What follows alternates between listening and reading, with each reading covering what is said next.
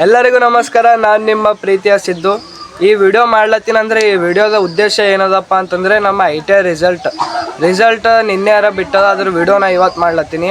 ಯಾಕಂದ್ರೆ ಭಾಳ ಜನ ನನಗೆ ಫೋನ್ ಹಚ್ಲತ್ರ, ಅಣ್ಣ ರಿಸಲ್ಟೇ ಚೆಕ್ ಮಾಡ್ಲಿಕ್ಕೆ ಬರಲಾಯ್ದು ನನಗಂತೇಳಿ.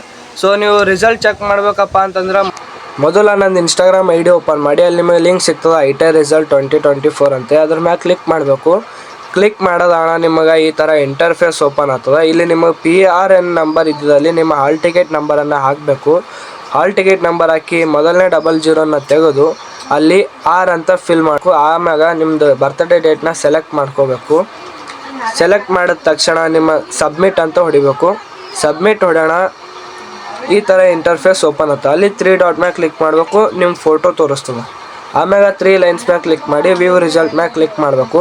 ವ್ಯೂ ರಿಸಲ್ಟ್ ಮ್ಯಾಗ ಕ್ಲಿಕ್ ಮಾಡೋಣ, ಸ್ಲೈಡ್ ಮಾಡ್ಬೇಕು ಸೈಡಿಗೆ. ಅಲ್ಲಿ ಕಣ್ಣಿನ ಚಿತ್ರ ಸಿಗ್ತದೆ, ಅದ್ರ ಮ್ಯಾಗ ಕ್ಲಿಕ್ ಮಾಡಬೇಕು.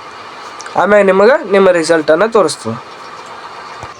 ಈ ವಿಡಿಯೋ ನಿಮಗೆ ಇಷ್ಟ ಆದರೆ like, share, comment and subscribe ಮಾಡಬೇಡಿ.